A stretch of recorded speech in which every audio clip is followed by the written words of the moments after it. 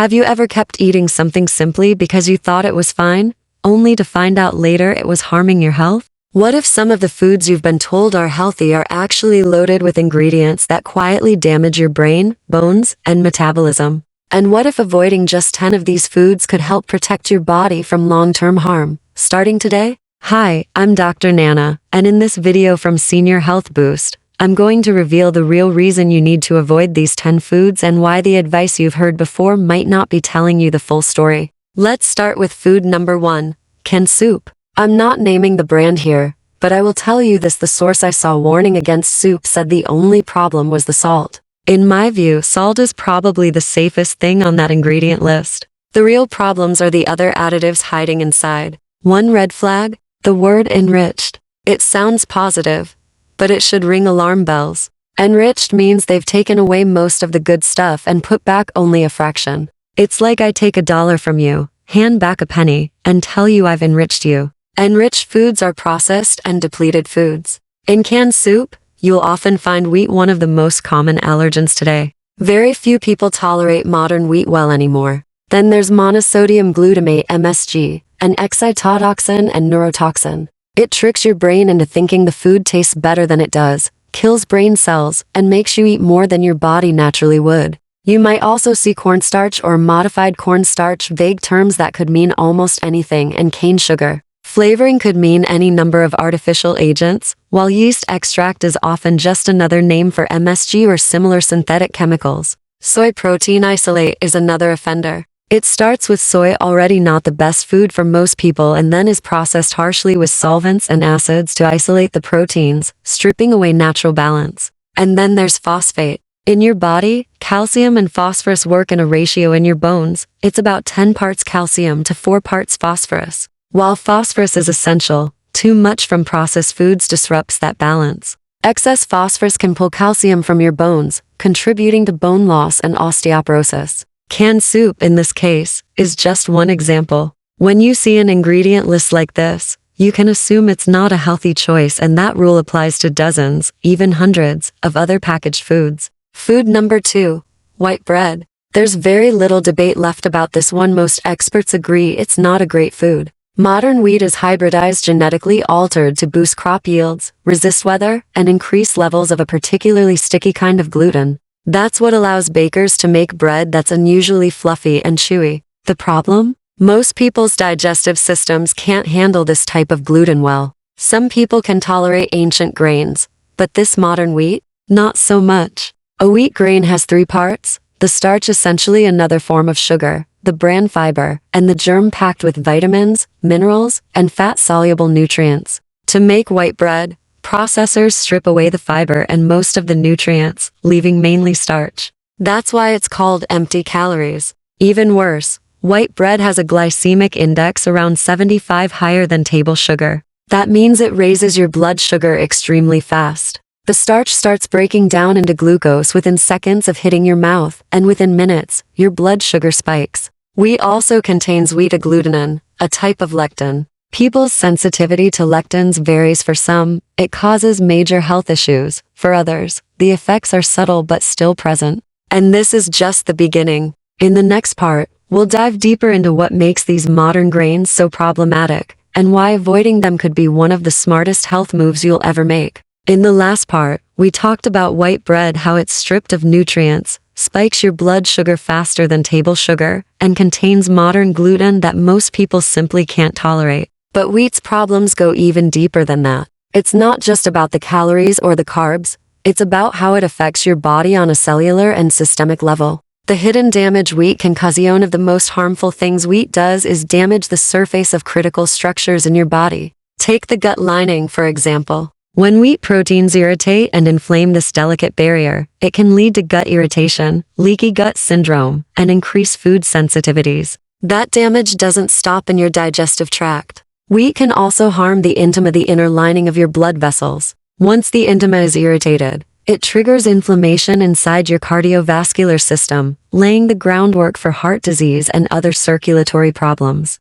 And then there's the farming side of things. The vast majority of wheat today is treated with glyphosate, a probable carcinogen banned in many countries around the world. It's another layer of risk most people never think about when they bite into a sandwich or eat a bowl of pasta. Whole wheat vs white bread, not the health upgrade you think. Here's where it gets interesting and a little frustrating. Most people agree that white bread is junk food, but somehow, its close cousin, whole wheat bread, gets promoted as a health food, even as a necessary dietary staple. Look closely though, and you'll see the two are almost identical. The only real difference? Whole grain bread keeps the bran and the germ. That's better than removing them, sure, but nutritionally, they're still nearly the same product. The glycemic index? White bread comes in around 75, whole wheat around 74. That's essentially the same blood sugar impact.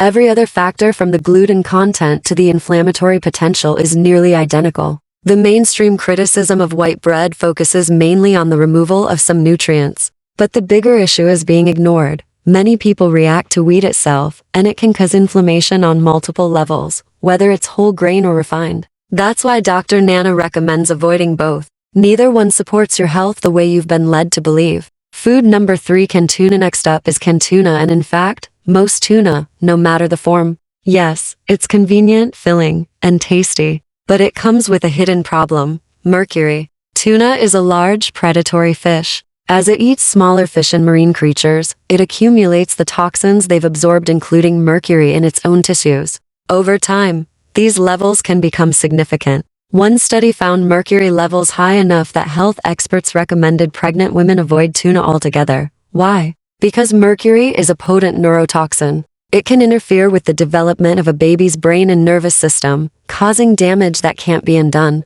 And while that warning is targeted at pregnant women, think about it. If mercury can harm a developing brain, shouldn't we be cautious about how much we consume at any age? Dr.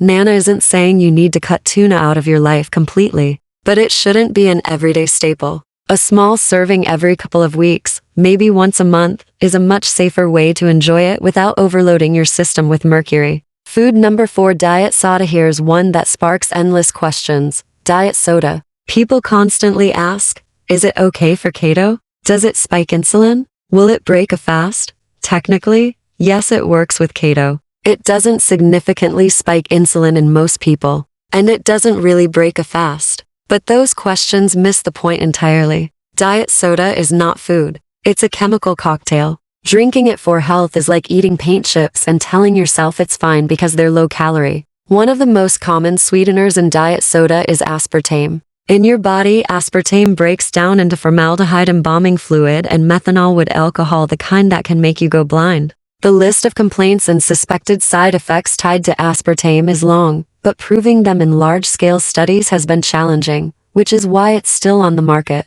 Then there's sucralose, better known as Splenda. When sucralose was being marketed, companies knew people were starting to avoid artificial products, so they cleverly branded it as being as natural as sugar and sea salt. Here's the truth: while sodium chloride is sea salt, and carbon is in every living thing, these two elements do not occur together in nature in the way sucralose bonds them. Manufacturers chemically force them into a covalent bond, and that combination creates something entirely unnatural, in this case, a compound that acts as a pesticide. The origin story of sucralosithis isn't speculation. Sucralose was discovered while chemists were attempting to develop a pesticide. It's in the same family as DDT, aldrin, and dieldrin, chemicals banned decades ago for being highly toxic. These substances are all organochlorines, compounds made of carbon and chlorine. They persist in the environment for decades, even after bans, and can still be detected 50 or 60 years later. When you drink a diet soda, you're essentially consuming a laboratory-designed chlorocarbon that your body was never meant to handle as a food ingredient. As Dr. Nana points out, whether it's the gluten in wheat, the mercury in tuna, or the pesticides disguised as sweeteners in diet soda, the pattern is the same. The modern food supply is full of products marketed as harmless or even healthy that carry hidden risks to your long-term health. And we're just getting started. In the next section, we'll continue with food number 5 on the list, and you might be surprised to see just how common it is in kitchens across America. Last time, we left off talking about the hidden dangers in diet soda, how artificial sweeteners like aspartame and sucralose can be far from harmless. Now, Let's keep moving down the list and look at the next group of foods that pretend to be harmless snacks or healthy alternatives but can quietly damage your health. Food number 5, potato chips. Ask most people what's wrong with potato chips, and they'll say, too much salt, too much fat.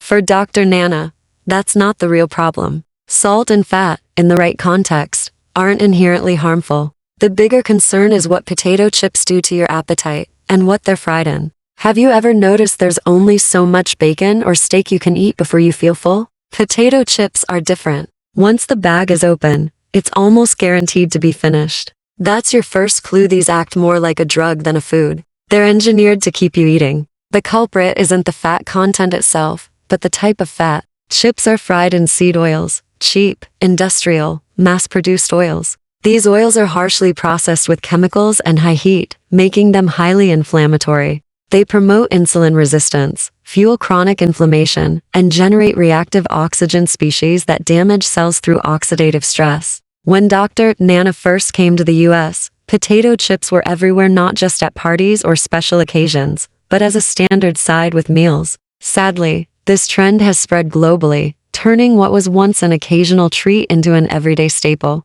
Food number 6, fake maple syrup. Real maple syrup is simple. You tap a tree, collect the sap, and boil it down. It's still high in sugar, but it contains trace nutrients. Used as a rare treat, say, for a birthday breakfast, it's not the end of the world. The problem comes when syrup becomes a daily habit, poured over pancakes every morning. Worse yet, most commercial pancake syrup isn't maple syrup at all. It's a refined sugar product often made from high fructose corn syrup with artificial flavoring and coloring. And then there's the sugar-free marketing trap. To replace sugar, manufacturers load these syrups with artificial sweeteners and additives like sorbitol, cellulose gum, caramel color, and more. It's a chemical cocktail pretending to be a wholesome breakfast topping. Many of these products also contain phosphoric acid. In small amounts, phosphorus is essential. But in excess, especially from processed foods, it disrupts your calcium balance, pulling calcium from your bones and increasing your risk for osteoporosis.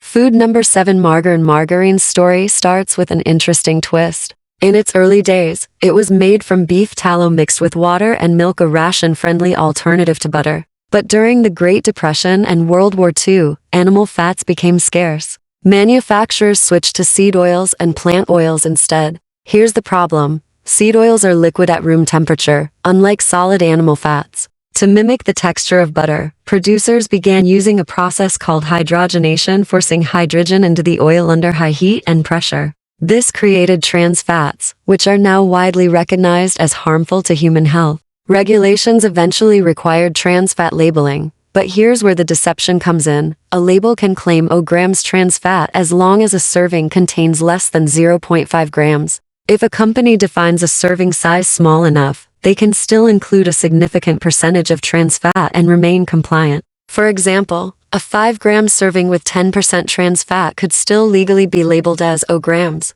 In other words, you could be eating trans fats every time you spread margarine on toast, even if the label tells you otherwise. These 3 foods, potato chips, fake maple syrup, and margarine, show a common theme: products created or altered for convenience and cost that end up undermining your health in subtle but serious ways. And we're not done yet. In the next section, we'll dig into the remaining items on Dr. Nana's list, including one that hides in plain sight in countless American kitchens, often disguised as a healthy option. If you've been paying close attention up until now, you'll notice a common theme with so many of these so-called everyday foods. They're often marketed in ways that sound safe, harmless, or even healthy, yet the reality is a lot more sinister. Let's pick up where we left off. We were talking about trans fats, those toxic, health-wrecking molecules that hide behind deceptive food labels. And here's the real kicker. Even when a package proudly shouts 0 grams trans fat on the front, it doesn't necessarily mean there's none inside.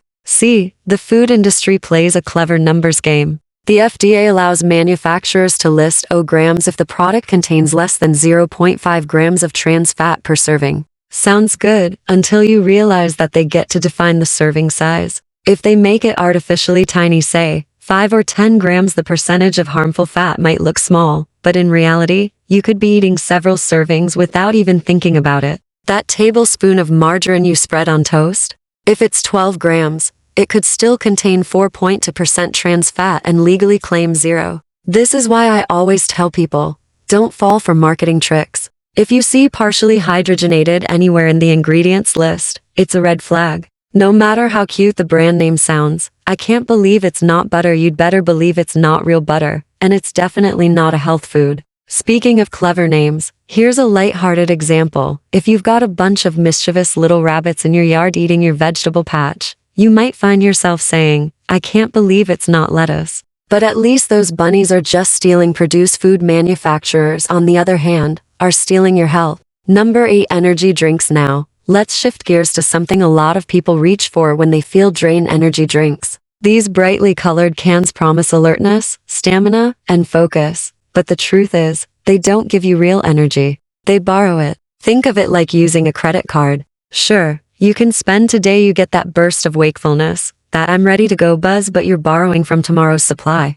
And like credit card debt, you'll eventually have to pay it back, with interest. These drinks are loaded with stimulants like caffeine, not just from coffee beans, but also from guarana, another caffeine-rich plant. They often include synthetic B vitamins in megadoses, which can also act as stimulants. Throw in a heap of sugar or worse, artificial sweeteners and sugar-free versions, and you've got a cocktail that spikes your system and then leaves you crashing hard later. Sure, in the short term, they feel like they're giving you energy. But in reality, they're draining your long-term reserves. Over time, this constant borrowing can wear down your adrenal function, disrupt your sleep cycles, and leave you more fatigued than when you started. If you truly want sustained energy, skip the quick-fix stimulants. Instead, focus on real food, balanced nutrition, proper hydration, and consistent sleep, your body's actual sources of vitality. Number 9. Fruit juice. Here's another tricky one. Fruit juice sounds healthy. After all, it comes from fruit, right?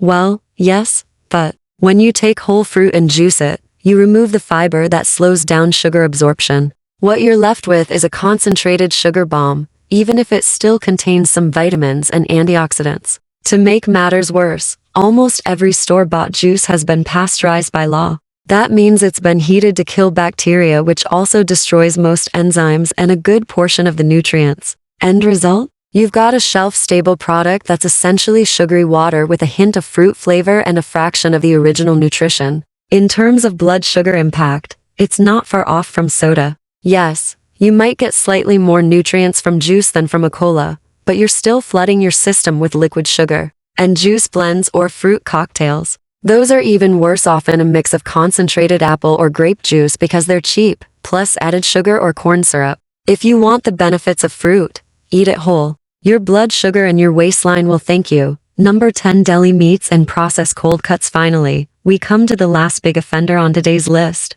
deli meats. Ham, turkey, roast beef, salami, prosciutto. They're convenient, they're tasty, and they're everywhere. But here's the problem. It's not just the meat you need to worry about, it's what's been added to it. Yes, some studies link processed meat consumption to higher cancer rates. But the real danger often comes from the processing sodium nitrite to preserve that pink color, excess salt, sugar, artificial flavors, MSG, and known excitotoxin, and even chemical preservatives like BET, butylated hydroxytoluene. Some brands sneak in fillers like cornstarch or add artificial sweeteners such as aspartame and sucralose because people are hooked on that sweet taste. All of these additives create a product that's far from the simple, wholesome meat it started as. And they're designed to make you eat more, to keep you coming back for another sandwich, another slice, another bite. Now, it's not all bad news. There are healthier options if you know where to look. Many natural or organic brands offer deli meats without nitrites, MSG, or artificial additives.